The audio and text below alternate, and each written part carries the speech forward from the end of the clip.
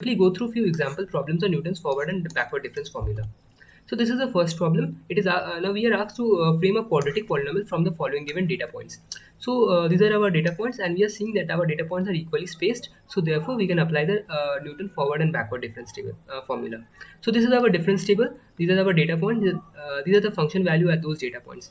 So we can compute the forward and backward difference. So 2 minus 1 is 1, and 1 minus 2 is minus 1. And similarly, minus 1 is minus 2. This is the second order difference. Now, while we are applying the forward difference formula, we are going to use the value of f0. So this is the value of f0, and we will use this value here and this value here. And similarly, we will compute our polynomial. And while using the backward difference formula, we are going to use the value of f2, which is equal to 1.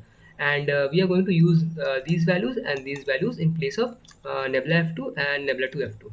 And then again, we will get the same polynomial 1 plus 2x minus x square. An important thing to note here is that if we wish to add another data point, say x3 fx3, we only need to add another row to our difference table, and we are not going to do any much work because this part of the polynomial was already computed, and only an extra term needs to be calculated here.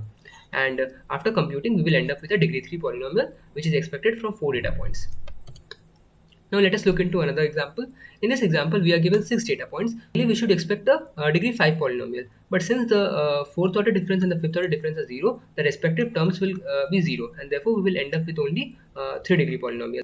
So now let us look into another example that uses the backward difference formula. So these are our data points, and this is our difference table. So by using the backward difference formula, we have to use the value of f4, which is equal to 1. And we are going to use these values to compute.